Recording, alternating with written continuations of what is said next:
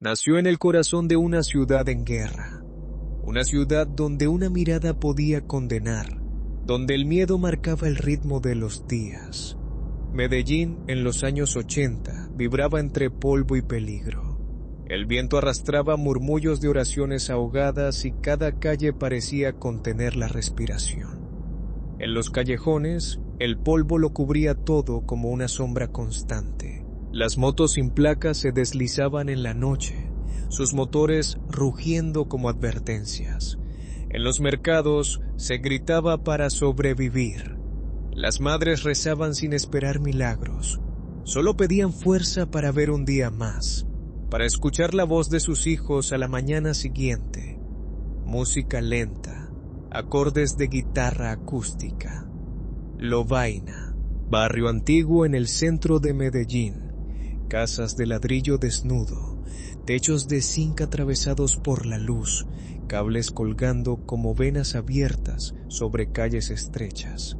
Allí, el 21 de octubre de 1961, nació John Jairo Arias Tascón, cuarto de 7 hermanos, en una casa donde el hambre era más constante que la suerte. Su madre, mujer devota, pasaba noches enteras frente a un pequeño altar dedicado a la Virgen del Carmen. Cada vela encendida llevaba la misma súplica: que Dios los proteja y que ninguno se pierda por el mal camino. Pero en el Medellín de los años 70, el mal camino no era una elección, pasaba por cada puerta, cada mirada, cada sueño inconcluso. Muy pronto John Jairo entendió que la autoridad no nacía del respeto, sino del miedo. La calle fue su escuela, los ladrones sus maestros, la ley un rumor distante sin voz real. Aprendió a leer gestos antes que palabras, a sentir el peligro antes de verlo. En esa selva urbana, sobrevivir se convirtió en su única fe. A los 14 años ya caminaba con los mayores. Aprendía códigos invisibles que ningún adulto enseñaba en voz alta. Bajo, delgado, apenas 1,54 m, pero con una mirada que imponía silencio. Detrás de sus movimientos tranquilos se escondía una inteligencia de calle pura, instintiva, casi animal. El respeto se imponía con miedo, y él entendía cada matiz. Su apodo nació como burla. Los vecinos lo llamaban Pinina, por su voz aguda y su nerviosismo que recordaba a una actriz popular. Un sobrenombre ligero, casi tierno. Pero en Medellín, los nombres cambian con el tiempo. Y ese nombre pronto dejaría de sonar a broma para convertirse en advertencia. En pocos años, Pinina fue sinónimo de temor. A los 14 llevaba cuchillo. A los 15 sintió el peso frío de un arma de fuego. Antes de cumplir 17, su nombre corría por Lovaina como el de un joven al que era mejor evitar. Su madre seguía rezando cada noche, pero sus oraciones se perdían entre el ruido de la ciudad. Su primera caída fue casi un rito de iniciación. Una pelea, un robo fallido y la captura. Unas semanas en un centro para menores, lugar destinado a corregir lo que la calle ya había moldeado. Cuando salió, ya no era el mismo. Su mirada se endureció, su orgullo estaba herido. Comprendió que no tenía lugar en un mundo diseñado para otros. Afuera lo esperaba otro universo. El de los hombres que ofrecían poder rápido y promesas inmediatas. Si juegas bien, no volverás a pasar hambre. Así empezó el engranaje. Pequeñas bandas, contrabandistas, encargos discretos. Todavía no era sicario, pero ya inspiraba respeto. Bajo el cielo caliente de Medellín, su destino acababa de tomar una dirección sin regreso. Sus primeras tareas fueron silenciosas: llevar mensajes, vigilar vehículos, mover armas. Hablaba poco, observaba todo, memorizaba rostros. Ese silencio llamó la atención de los hombres de Escobar, que veían en él una herramienta perfecta, obediente, preciso, sin emociones visibles. Con el tiempo ascendió. De simple mensajero pasó a hombre de confianza.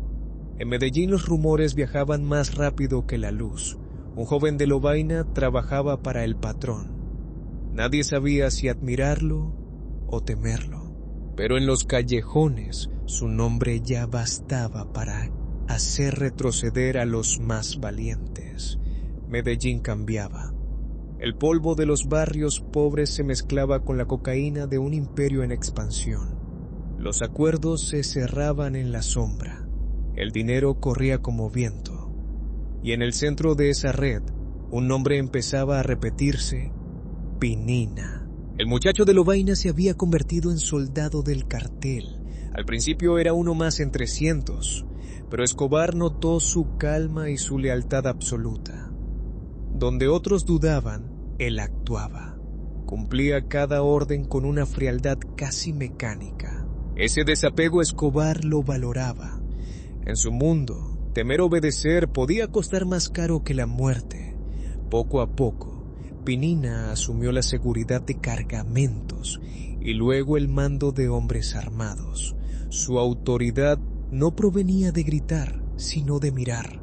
Los veteranos decían: cuando Pinina habla en voz baja, ya es demasiado tarde. Cada misión cumplida fortalecía su leyenda y lo ataba más al patrón. Los años pasaban y Medellín se hundía en una guerra abierta. Los enemigos del cartel caían uno tras otro, muchas veces sin dejar rastro. Pinina operaba en silencio. No dejaba tras de sí más que miedo, una huella invisible. En los callejones se murmuraba que era capaz de presentir la traición antes de que se pronunciara. A medida que el poder de Escobar crecía, la ciudad se convertía en campo de batalla.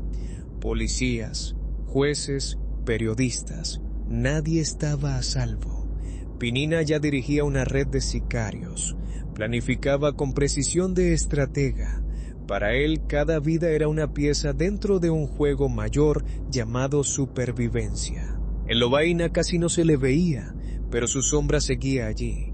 Para los niños del barrio era una leyenda viva, para las madres una advertencia. Nadie sabía de dónde provenía tanta sangre fría. Algunos decían que había vendido el alma, otros que nunca tuvo el lujo de poseer una. En Medellín los monstruos no nacían por ambición, sino por necesidad. Por primera vez algunos cercanos comenzaron a insinuar que dudaba, no de Escobar, sino del sentido de aquella guerra. Cada victoria dejaba un sabor amargo. Cada enemigo abatido le devolvía un rostro del pasado. El poder lo había aislado. Donde antes veía lealtad, ahora solo encontraba miedo. Y ese miedo empezó a encerrarlo. Aún así, permaneció fiel. Escobar veía en él algo más que un soldado, un hermano de armas, un reflejo de su propia ambición. Cuando otros huían, Pinina se quedaba. No traicionaré a quien me dio un nombre, decía.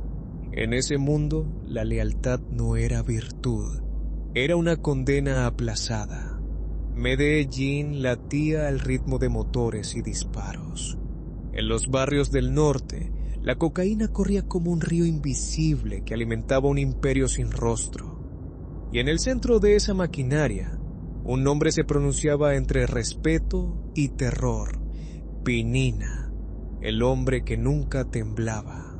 Ya no era solo ejecutor, Escobar lo había elevado a un papel clave: supervisión de zonas completas, control de flujos, disciplina de sicarios. Cada barrio debía obedecer. Su autoridad descansaba en una regla simple: la palabra dada vale más que la vida, y quien la rompía descubría la suya extinguida antes del amanecer. Las operaciones se volvían cada vez más arriesgadas. La policía, apoyada por fuerzas extranjeras, estrechaba el cerco. Pero Pinina seguía imperturbable.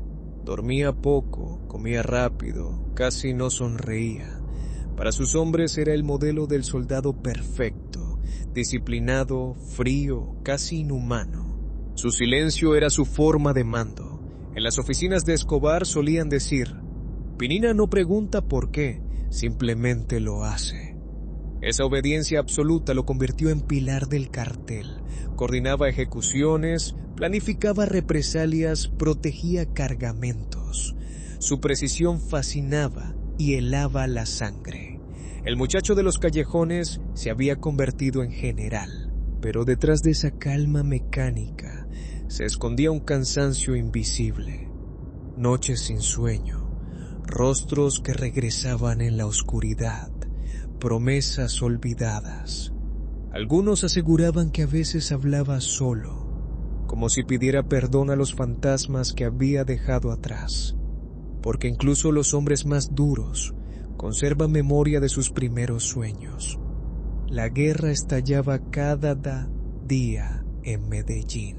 Los periódicos repetían titulares: otro juez asesinado, otro barrio en llamas. La sangre parecía sustituir a la lluvia. Para Pinina, la violencia dejó de ser herramienta y se convirtió en idioma. Y en ese idioma dominaba el miedo como nadie. Se acercaban los años 90 y el cartel entraba en su fase más oscura. Escobar, acorralado, se refugiaba en sus hombres más fieles. Pinina era uno de ellos. Se convirtió en su brazo derecho en la calle, el que vigilaba mientras otros dormían. En las colinas, su nombre se repetía como una plegaria invertida. Su lealtad era total. Rechazaba sobornos, despreciaba a los traidores, obedecía sin titubeos. Pero ya no era el niño de Lovaina. Había visto demasiadas caídas, demasiadas traiciones. En su mirada fría se adivinaba una sombra, la certeza de que el final se acercaba. Las alianzas se rompían, las familias huían. Medellín dejó de ser ciudad para convertirse en ruina habitada. Los muros llevaban cicatrices de guerra. Y en medio del caos, Pinina seguía recorriendo las calles en su moto, como un espectro que se negaba a desaparecer antes de tiempo. Quienes lo conocían decían que ya no hablaba del futuro, solo del pasado. Elegí mi camino, habría confesado a un amigo. Y cuando uno elige, no retrocede. Esas palabras encerraban su destino. En Medellín, los que permanecían fieles hasta el final no eran los más fuertes, sino los primeros en caer. Los últimos meses de su vida se parecían a una tormenta que tarda en romper. A su alrededor todo se desmoronaba. Alianzas, certezas, hombres. Lo que fue un imperio parecía ahora una estructura vacía, corroída por el miedo y la traición. Y él, inmóvil, contemplaba su propia caída. Medellín ya no era la misma. Los niños dejaron de jugar en la calle. Las puertas permanecían cerradas, las miradas evitaban cruzarse. El miedo, que antes se escondía, gobernaba a plena luz. Pinina seguía su rutina, siempre en la moto, como si negar la realidad pudiera retrasar el desenlace. Las autoridades intensificaban operativos. Helicópteros sobrevolaban la ciudad. Soldados registraban casa por casa. Cada mañana los periódicos mostraban nuevos rostros, capturados, muertos, desaparecidos. Para la población ya no eran figuras lejanas, sino vecinos, hijos de la misma tierra, atrapados en el mismo abismo. Aquella mañana Medellín amaneció bajo un cielo gris. Lovaina estaba rodeada. Cientos de soldados, radios escupiendo órdenes confusas. Pinina lo sabía. Llevaba semanas sintiendo que ese momento se acercaba. Y aún así, no huyó. Tal vez porque ya no quedaba nada que salvar, nada que demostrar, solo terminar. Los testigos cuentan que le dijo a un amigo: estoy cansado de correr. Si es hoy, que sea hoy.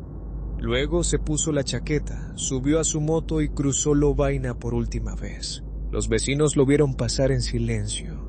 Era como si toda la ciudad contuviera el aliento, consciente de que presenciaba un final anunciado. Lo que ocurrió después permanece difuso. Las versiones cambian, los relatos no coinciden. Algunos hablan de un tiroteo, otros de un grito breve antes del silencio. En lo que todos coinciden es en que nunca se entregó. En un callejón estrecho, bajo la lluvia, su moto se detuvo, y con ella, el último latido de un imperio que ya agonizaba. Así terminó la trayectoria del monstruo de Lovaina, no en un estallido de gloria, sino en la soledad de un pavimento mojado, sin discursos, sin revancha, solo la lluvia y el polvo de una época. Para unos murió como criminal, para otros como producto trágico de un sistema que lo creó y luego lo devoró. Pinina se convirtió pronto en leyenda. En los callejones su nombre se susurraba como una oración prohibida. Algunos lo veían como demonio, otros como un niño perdido. Entre ambas visiones, la verdad se diluía en los recuerdos, porque en Medellín, héroes y monstruos a menudo compartían el mismo rostro. Todavía hoy, quien pasa por Lovaina puede encontrar un pequeño altar, una fotografía en blanco y negro, una vela consumida, un nombre medio borrado. Nadie lo comenta abiertamente, pero todos saben. Ese silencio es el verdadero legado de Pinina. Una advertencia grabada en los muros que ninguna bala puede borrar. La historia de Pinina no es solo la de un hombre, es la de una época, de una generación atrapada entre la supervivencia y el poder, entre la fe y la violencia. Una generación que soñó con escapar de la miseria y terminó encadenada a ella con más fuerza, porque en esa guerra incluso los vencedores acababan perdiéndose a sí mismos.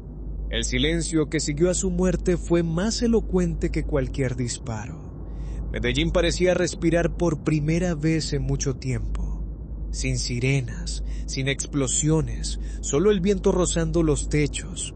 Una calma frágil, suspendida entre memoria y renacimiento, envolvía a la ciudad herida. Los habitantes salían con cautela, como si temieran despertar a los fantasmas.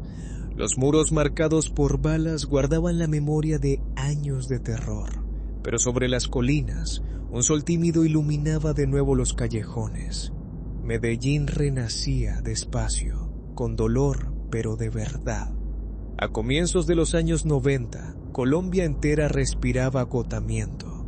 Una década de guerra, duelo e ilusiones rotas llegaba a su fin.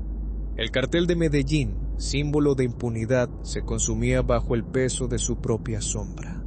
Los nombres que antes imponían respeto se transformaban en espectros que nadie quería pronunciar. El nombre de Pablo Escobar, que alguna vez se murmuró como plegaria, se convirtió en advertencia. El miedo cambió de bando, y con él las figuras de su imperio fueron desapareciendo una a una. Pinina quedó en la memoria como una cicatriz, invisible para algunos, ardiente para quienes conocieron su furia. Los mayores cuentan que, antes de morir, a veces repartía dulces a los niños del barrio. Un gesto simple, desconcertante, casi humano. Ese recuerdo aún inquieta a Lovaina. La idea de que alguien capaz de tanto daño conservara un resto de infancia, como una llama que se negaba a extinguirse. Sacerdotes, sociólogos y vecinos repiten lo mismo. Ninguno de esos jóvenes nació para matar. Fueron moldeados por la pobreza, el abandono y el vacío. En ese vacío, la violencia se volvió lenguaje y el poder una promesa envenenada. Pinina no fue un monstruo aislado, sino el reflejo de un entorno enfermo. Hoy, Medellín es otra. Los muros han sido pintados, las plazas transformadas. El sonido de las armas quedó atrás, sustituido por música y risas. Pero bajo el concreto nuevo, la memoria permanece. En cada oración, en cada mirada inquieta, vive el eco de un tiempo en que sobrevivir era la única ley. La historia de Pinina no glorifica nada. Recuerda que la violencia, por seductora que parezca, termina devorando a quienes la sirven. recordar no es juzgar, es comprender. Y comprender es el primer paso para no repetir. Es el inicio de la paz interior de un pueblo. Mientras el sol desciende sobre las montañas, el viento todavía arrastra un murmullo por las calles de Medellín. Dice que la ciudad sobrevivió, que respira, que vive. Los que cayeron descansan en el silencio, pero su historia sigue flotando, invisible, entre los muros que los vieron nacer y morir. Si has llegado hasta aquí, gracias por escuchar esta historia, la de un hombre, una ciudad y una época.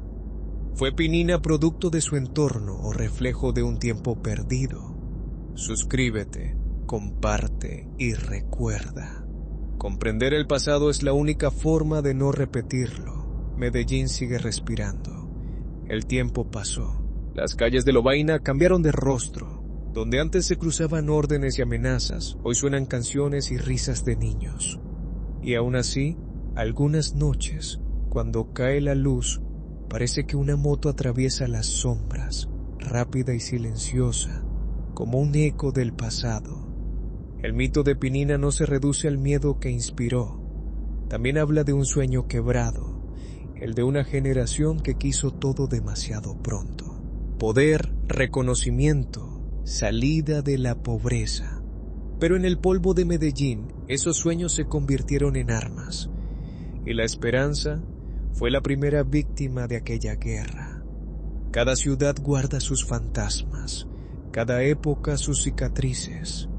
Lovaina tiene las suyas, pero la memoria, cuando se transmite sin odio, puede transformarse en fuerza.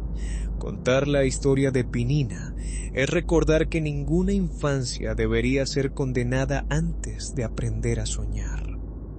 Es advertencia, pero también promesa. Medellín aprendió a mirarse sin desviar la mirada.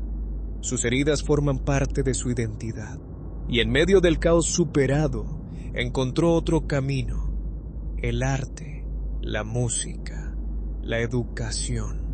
Armas nuevas, silenciosas, más poderosas que aquellas que un día destruyeron sus calles.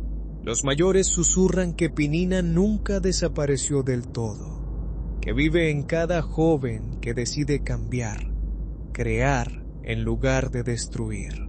En ese sentido, su muerte no fue inútil, funcionó como un espejo. Y ese espejo Medellín lo sigue puliendo día tras día, hasta poder reconocerse con un rostro más sereno. Algunos creen que perdonar es olvidar. Aquí saben que no es así. Perdonar es recordar sin dejarse arrastrar. Es convertir el dolor en aprendizaje, el caos en memoria. Y en esa memoria, el nombre de Pinina no resplandece ni como héroe ni como monstruo, sino como advertencia de lo que el ser humano puede llegar a ser. La noche cae sobre Medellín, se encienden las luces, las voces llenan el aire, la ciudad respira. A lo lejos, las colinas observan en silencio, guardianas de un tiempo que ya pasó. Las balas dejaron de hablar, pero su eco permanece, transformado en canciones, en relatos, en promesas. La historia continúa, más tranquila, pero consciente. Porque en el fondo toda historia de violencia encierra una búsqueda de paz. Quizás ese sea el verdadero mensaje de Lovaina: comprender para sanar, contar para reconstruir. Mientras exista una voz que recuerde, la ciudad no caerá en el olvido. El pasado sigue vivo, pero ahora respira de otra manera, más suave. Los primeros rayos del sol se deslizan sobre los techos de zinc. Los mercados abren, los buses arrancan, la vida retoma su curso. Medellín despierta cada día como si quisiera escribir de nuevo su propio nombre. Y en ese impulso, la historia de Pinina encuentra por fin su lugar, ya no como herida abierta, sino como cicatriz cerrada. Aquí termina este recorrido. El monstruo de Lovaina, el niño de Medellín, descansa en la memoria colectiva. Su historia pertenece a quienes la escuchan, no para juzgar, sino para entender que incluso en la oscuridad más profunda puede nacer una luz. Gracias por acompañar este viaje y recuerda, ninguna sombra es eterna.